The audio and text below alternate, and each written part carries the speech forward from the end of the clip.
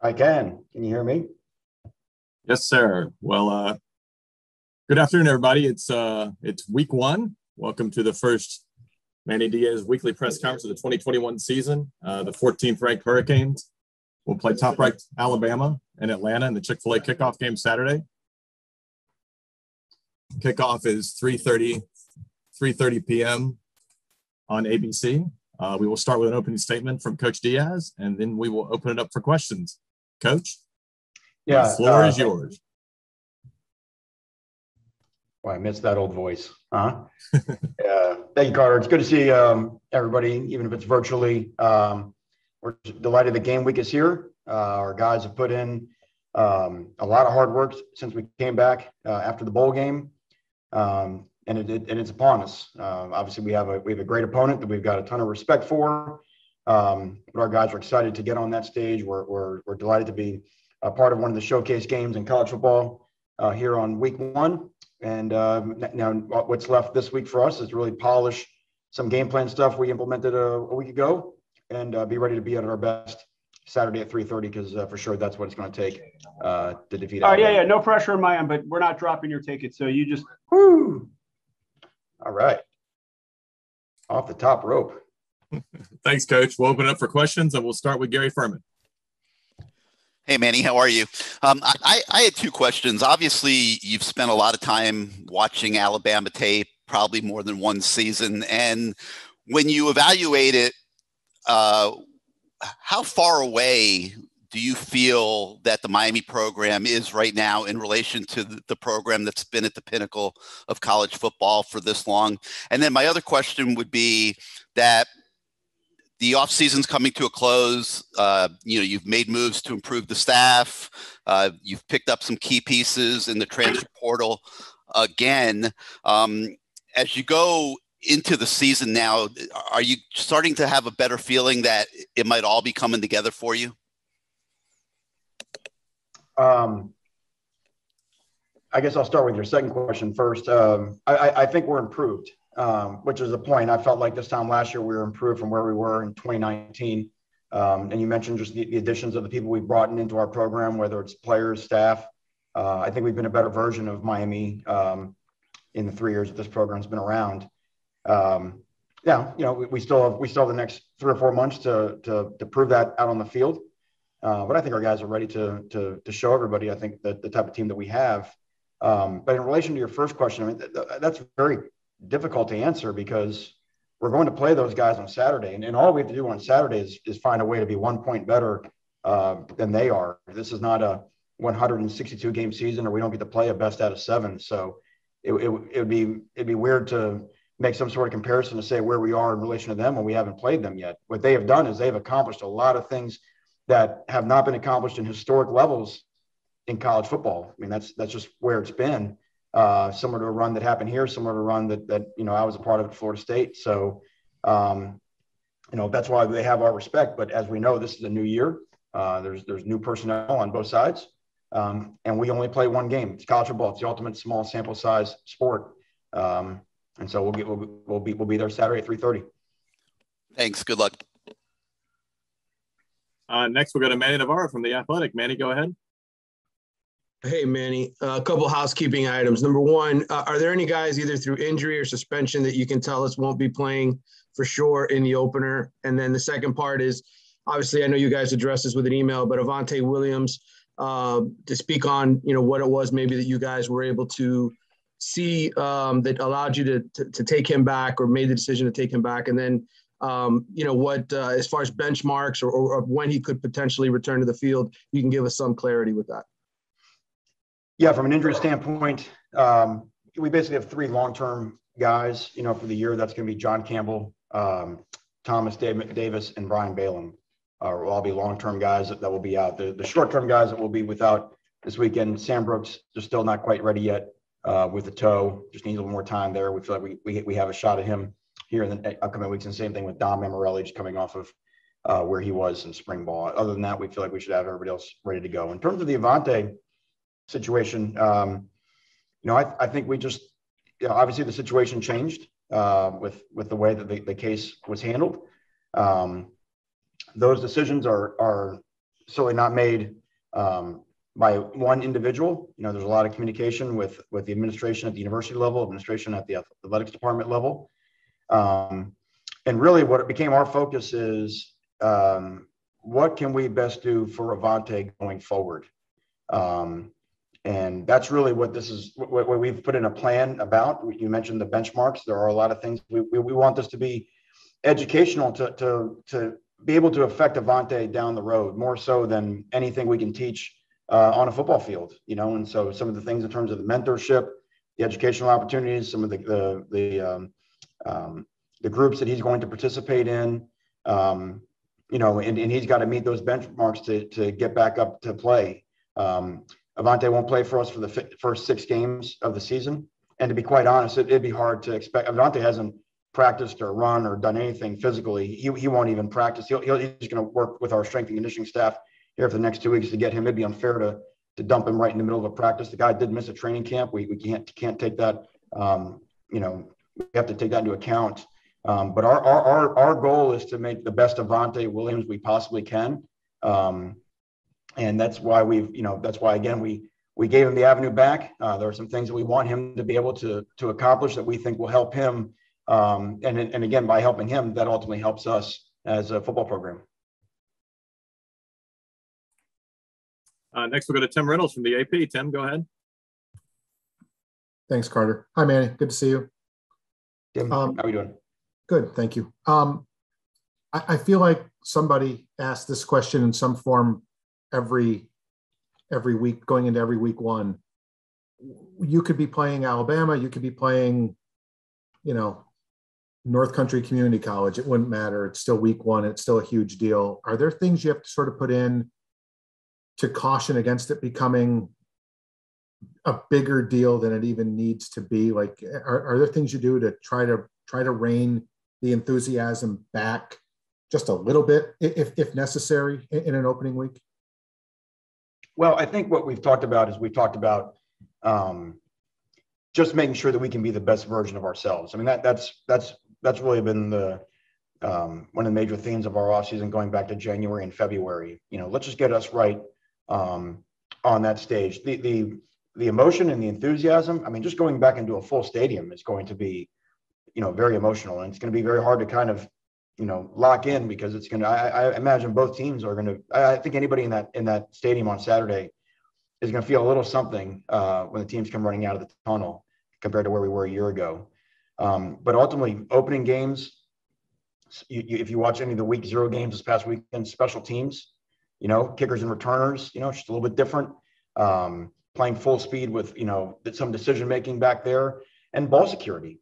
Quarterbacks have not been hit in training camp. Runners have been hit some, but we're limited in how much, and I'm talking on both sides, how much you can tackle, and the team that's going to protect the football. I know this sounds like coaching cliche, but it's still true, and it's certainly true in openers. And then just tackling. Tackling Alabama's people, they have big, large people that you have to tackle. And even if you watch their spring game, their defenders who had a hard time tackling some of their backs. I mean, you've got to be in the mood to run your feet on contact and wrap up and put people to the ground. So those are, to me, so I think it's more focused on what usually wins openers. Again, whether you are playing, your NCC team that you brought up or whoever, I think the recipe usually is the same for playing your best in a season opener. I played soccer at NCCC, so I can rip them. They don't have a football team. So thanks, Manny. Next up, we'll go to David Lake. David, go ahead. Hey, Coach, just want to ask you about linebacker. On the depth chart, looks like Corey Flagg, Keontre Smith, and Amari Carter, kind of your starters at that level. Just curious what you saw during camp that has you optimistic about what they showed, and maybe how do they also complement each other on the field? Well, I think the biggest thing is we're noticeably faster than we were a year ago. I think one of the things I always, like most coaches, you get wary when you put the depth chart out, because we have an old experienced team. There's a lot of guys that are going to play in the game. And a lot of the older guys, in our estimation, are better versions of themselves than they were a year ago. But I think what you saw with K4 at will is just a speed element, whether it's in coverage, chasing plays down, things that may stay open don't stay open very long. You just cover a lot of space. It's just physics. Flag, same thing, just speed of thought and short area quickness that he brings. I still think Jennings and Steed made big steps forward. That those two competitions were very close. And same thing at striker. I mean, Gilbert Frierson still was a very consistent player for us a year ago. Still provides a lot of value for us. And Amari Carter is, as I've been mentioning all during training camp, is going to have to play some safety for us as well. So, like I said, somebody who appears to be on the 2 line this year. When the game starts, there are going to be 11 guys out there, and then we expect to play a bunch of guys on defense this year. And they don't say whether you're a 1 or a 2 when you're in there. So like I said, I feel good about the guys that we have, and I feel good about our depth as well. Next, we'll go to Gabby Uratia. Gabby, go ahead. Hey, Coach. Not really an Alabama question. I know that there's recently just been like reports about helping schools get back to that 85 spot in terms of just like total scholarship numbers and all that stuff. I know you've touched on it in the past. Just like just kind of your overall thoughts on the potential of having more recruiting spots this year, or just like the idea that the NCAA might allow schools to get back to that 85 number, at some point. Get back. So you're talking about initials. Initials? Yeah. Well, there's 2 trains pulling in opposite directions, because you have the idea of being able to replace initials, but you also have the idea of, most of us are over the 85 this year. Yeah. And we don't know how many are going to leave the program. And, so most people, no one can really say with any certainty how many players they can sign in this class right now as it is. So, as we're all kind of feeling our way through the dark. I think somehow, some way, there's going to be some relief for the initials, but I don't know how hot that is on the agenda right now. So you kind of have to plan as if it doesn't happen, and if it does happen, I think it's easier to adjust that way, because if you try the other way, you could end up with a big time number problem. Yep. Next, we'll go to Kobe Price from the Sun Sentinel. Kobe, go ahead. Hey, Manny, I wanted to follow up on a couple of questions that Manny asked earlier. Are there any guys going to be out this Saturday against Alabama because of suspension, not injury, but specifically suspension? And also with the Avante situation, I guess was wondering, what was the rationale behind dismissing him in the first place rather than keeping him, I guess, on suspension, seeing how, I guess, there was the possibility, I guess, that this could have happened back when the dismissal happened at first? I just think that there are university policies and the way things were laid out and the initial information that came in. I always say you make the best decision at the time, given the information you have at the time you have to make it. And so I think talking to the leaders at the university, I think if we had a chance to go through the whole thing again, I think we would have done the exact same thing again, because at the end of the day, we're still back at where we are now. So whether it's suspension or dismissal, now we're just talking about semantics. But again, given the information we had initially, we felt we made the proper decision. Given the change of information, we felt we had a chance to update, what we thought about the situation and explore an avenue going forward. Next up, we'll go to Chris Stock. Chris, go ahead. Yeah, Coach, you said you feel like everybody else is ready to go, specifically Zion Nelson. Just how's he doing? You've always been pretty confident with him. And then also we see Ja'Kai Clark on the depth chart. Is he going to be ready to play, essentially? Yeah, Ja'Kai's working his way back, which is good to have him, see him out there taking reps, getting back in the mix. And same thing with Zion. So, yeah, I mean, Zion's ready to go. And, we feel good about our depth at O-line and our ability to, again, that 2 deep, there are certain guys that can feature at different spots along the way. And, we feel good about our first 5, and we feel good about our depth this year as well. Next, we'll go to Susan Miller-Degnan from the Herald. Susan, go ahead. Hey, Manny, how are you? Good, Susan, how are you? Good. The quarterback situation. I see the oar between the backup quarterbacks. How close were the 2 of those guys in fall camp? What differences did you discern, and especially in the scrimmages, because we don't get to see any of those. What was the big difference, and why is there an oar? I guess if there was a big difference, there wouldn't be an or, right? I think that's the point. I think both guys have played very well. I think both guys have shown up in scrimmages. We want the competition to continue throughout the season. And again, I just want to stress the depth chart that gets put out today is a depth chart. What we tell our players, it's a 1 week mission, right? To win a football game on Saturday. Different guys that aren't on the depth chart are in different places. They may be in a different place by mission 4 or mission 7 or whatever we're on. So, but with those two in particular, we want, Coach Lashley wants to coach those guys hard all year. He wants them both to prepare as if they're both a play away from getting into the game. And that gives us the right to, hey, let's go watch them through a game week. Last week was our first kind of introduction to a game week of here's the game plan and understand this, and the safety does that. This means this coverage, and so on and so forth. And now let's see how they do up to the scouting report test on Friday. And this gives us, the evaluation never ends. Well, also, Manny, I noticed that Mark Pope isn't on the depth chart. Anything? How is he doing? I should ask. Same thing. As I mentioned, we decided we just put out a 2 deep. There's a lot of ways that Mark can help our football team. And as I mentioned, this is week 1 versus Alabama. There are a ton of names at a bunch of spots, including wide receiver, other than Mark, who I think will have significant roles this year. This is week 1, the batting order to line up to play Alabama. Thank you. Next up, we'll go to Tom D'Angelo from the Palm Beach Post. Tom, go ahead. Hey, Manny. Manny, how have your day-to-day duties changed? What are you doing differently because of the added defensive coordinator? How much time do you spend doing things for that part of your job that you hadn't? And a related question is, when you're preparing for an Alabama offense, does it matter who the quarterback is? Does it matter who the quarterback is?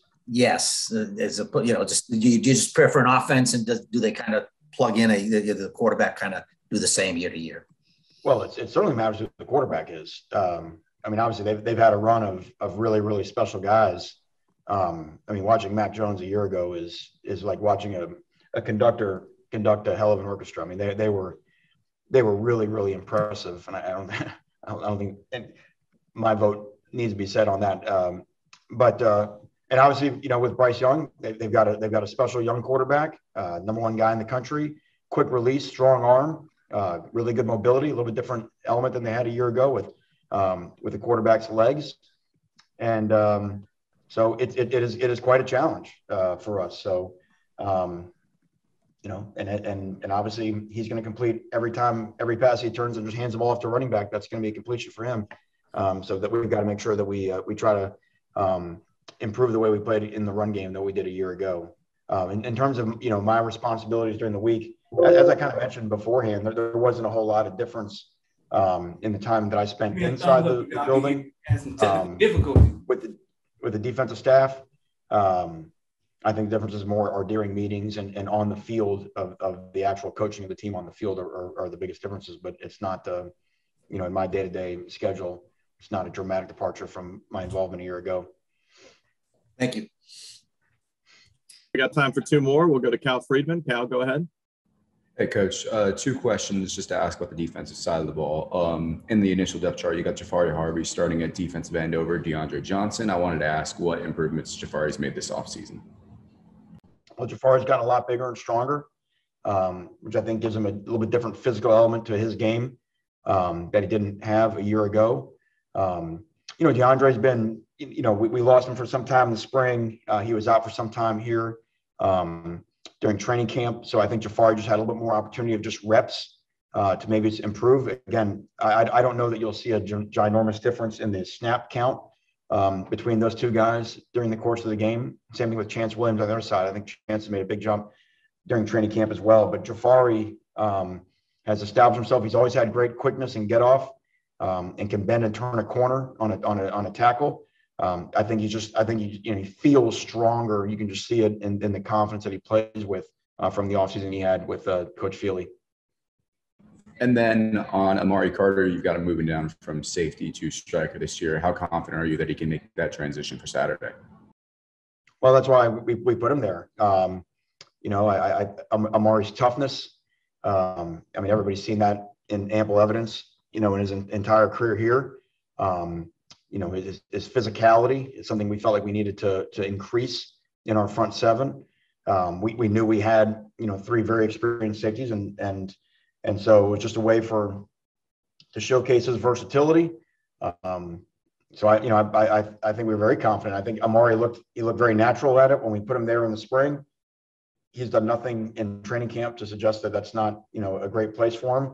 But as I mentioned, Frierson still has a huge role because, Carter will be wearing both hats, at a necessity for us as well. So just excited to have guys that have versatility, and there'll be some others in our defense too that can help us in more than one place. Thank you, Coach. And we'll wrap up with Ryan Hennessy. Ryan, go ahead. Hey, Manny, Ryan Hennessy, NBC 13 in Birmingham. Obviously, how do you kind of adjust to a team that lost so many offensive starters in Alabama? It seems like they are still high recruits, but new names, if you will, this year. Well, like you say, I mean, the jersey numbers may change and the names on the back may change, but, you're certainly getting the top of the top recruiting classes in the country. Talent won't be an issue. They will just be guys that for the most part haven't done it a lot in games, but that's why they were recruited there to do it. No different than some of the guys we have replacing some of the players that left us a year ago. So, as you know, well, that they have a system there that's been in place. There have been names that have changed over the past few years, and the next guys have come in and performed at a very high level. And I'm sure that their expectation is to do the exact same thing with a little drop off this year. Great. Thank you, everybody. Thank you, Coach. We'll see you later on this week. Thank you all.